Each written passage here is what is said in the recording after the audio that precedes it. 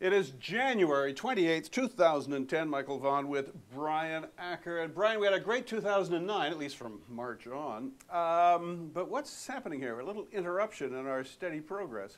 Just a little interruption. Nothing, I think, to worry about. But we're due for correction anyway. It's been 10 months since we had any sort of downdraft, so I think this is healthy. Traders market, really? Yeah, and I think what I said earlier in the earlier tape, 2010, this market will give everything to everybody. So yes. Right now it's the short sellers, but this is the way this market's going to be, I think, probably for the rest of the year.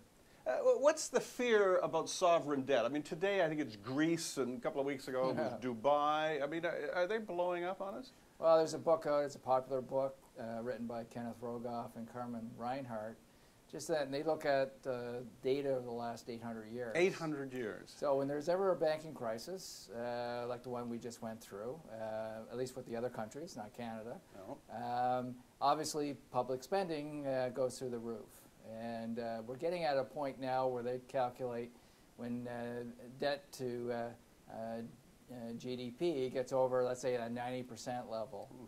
What happens is those economies, those countries will pay in terms of 1% growth rate going forward. Obviously, they have to pay off that debt. So eventually. Our largest trading partner, the U.S., is going to suffer a 1% slowdown? They'll be lucky if it's only that. Well, again, these are averages over 800 years, so you can pick your statistical folly on that one. But the real issue is the U.S. is looking. Once they pile on the debt, they're looking at a long, hard road in order to pay that stuff off, obviously. Which is not a good sign for the greenback. Well, exactly. Again, which we don't hold, fortunately. Yeah, we made that choice back in 2002. So Canadian dollars, you want to stick in Canadian dollars. Even the world, Russia, Bill Gross at PIMCO's come out, and they're recognizing the value of the Canadian dollar, which we did at 68 cents, by the way.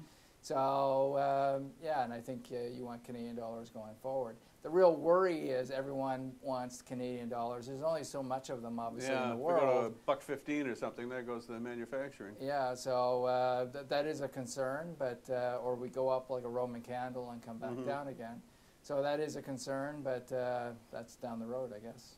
Did you watch the State of the Union address by President Obama the other night? No, I didn't. Oh, you didn't? Oh, well, the reason I mention it is that people talk about policy risk. Yes, we understand that the balance sheets are good and the corporations are profitable and hoarding cash, but some terrible mistakes going to be made by government. Well, the reason why I didn't watch it is because there's not going to be any policy response to this.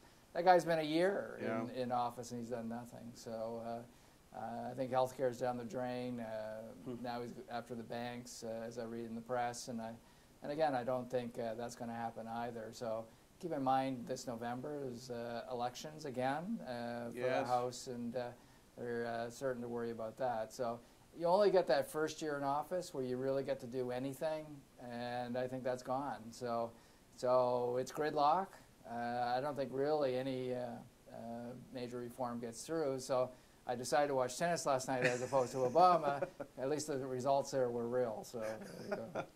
So doesn't that put your theory at risk in some way? I mean, you were the person at the beginning who said we need good public policy to get us out of this mess. And, of course, that was 2008. True. And I think what we're doing is sowing the seeds for the next disaster. So, again, we had that disaster 18 years ago in 1990 when the banks lost everything in real estate. Now we're basically into CDOs and credit default swaps. It'll probably be 18 years from now we're back into this mess. But no, there's a whole generation of bankers, new ones coming on board. They're not going to repeat the same mistakes as the old, and we'll keep on going, obviously, in this merry-go-round. And you know what?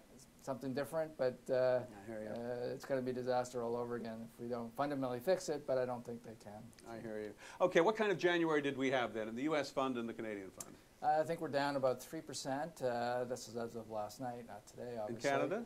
In Canada. Materials. And the U.S. is just flat. Yeah. And again, we're right around the benchmarks. We're a little better in the benchmark in the U.S. and slightly under in Canada. So yeah, no problem. Well, and you can certainly see those results on the website quite clearly. But what are you doing with Facebook? We've talked about that. Oh, this is, you know, I've been in this business for almost 25, over 25 years, and I haven't been this excited about the business for quite some time. So we're moving everything onto Facebook.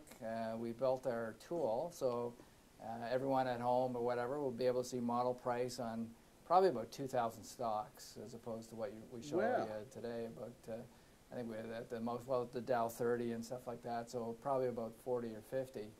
But yeah, we're really going to enlarge that so people can look at model price, select their own stocks, for instance, etc. And I'm going to do some writing, and of course we're going to experiment a lot with video, not only with these little pieces, but also more explanations in terms of our results and looking at the various strategies within the fund structure itself. So yeah, we're very excited about this. So it's a new way of communication, and obviously, just like Market Call and BNN or whatever, people can ask questions about individual stocks and stuff like that. So yeah, so it's so again, it's one of those things where you show up every day. Hopefully, is it ready yet? No. Okay, so a little bit more patience, but you know, it's software, so what can you say? So give it about another month or so, and it'll be out. So. Good. Well, I'll be in to see you in February, and we'll see how you're doing then. Thanks for the update, Brian. Good to see you again, Michael.